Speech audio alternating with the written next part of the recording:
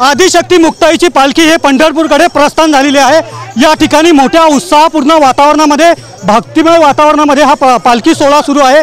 पाहू शकता कशा प्रकारे हा उत्सव सोहळा आहे। राज्यभरातील वारकरी संप्रदाय या पालखी सोहळ्यात सहभागी झालेले आहेत। यातच राज्याचे मंत्री गिरीश महाजन, मुक्ताईनगरचे आमदार चंद्रकांत पाटील हे पालखीचे सारथी झालेले आहेत। भाऊ काय सांगाल, काय सारथी म्हणून काय आनंद वाटतो? आज अतिशय उत्साहाचा दिवस। आज संत मुक्ताईच्या पालखीची सुरुवात या ठिकाणी झाली। आपण बघता सर्वजण किती भक्तिरसामध्ये बुडून गेलेले सर्व भाविक, आणि आज जी सुरुवात झाली तर सतत 28 दिवस हा पालखी सोहळा चालणार आहे। आणि 17 जुलैला विठुरायाच्या दर्शनासाठी सगळे आतुरलेले आहेत। ते त्या ठिकाणी जाऊन विठुरायाचं दर्शन घेतील आणि मग परतीचा प्रवास होईल।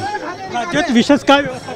राज्यात अतिशय चोख व्यवस्था, म्हणजे यावर्षी जवळपास 38 कोटी रुपये ग्रामविकास खात्याच्या माध्यमातून, गेल्या वर्षी 17 कोटी होते, यावर्षी 38 कोटी रुपये दिलेले आहेत। सर्व भाविकांचा विमा उतरवण्यात आलेला आहे। सर्व दिंड्यांना 20,000 रुपये, म्हणजे 1500 दिंड्या आहेत, त्या दिंड्यांना जवळपास 20,000 रुपये प्रत्येक दिंडीला आपण त्या ठिकाणी केलेलं आहे। ही वारी निर्मल व्हावी, स्वच्छ व्हावी, सुरक्षित व्हावी, यासाठी माननीय मुख्यमंत्री महोदय, आमचे दोन्ही उपमुख्यमंत्री, सरकार यांनी अतिशय चोख बंदोबस्त केलेला आहे।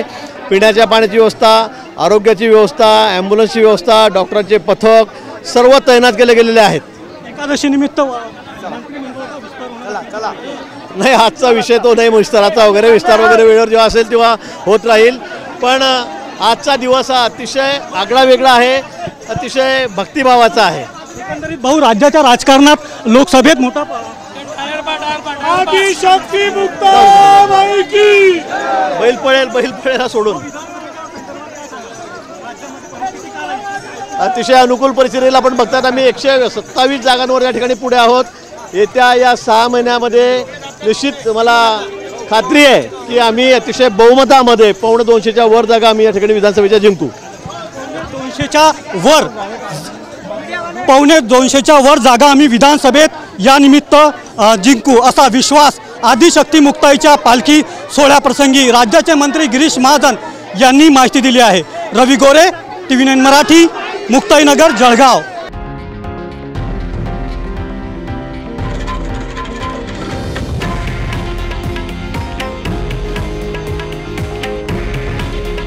हे आहे देशातील नंबर 1 न्यूज नेटवर्क आणि आपण पाहत आहात TV9 मराठी।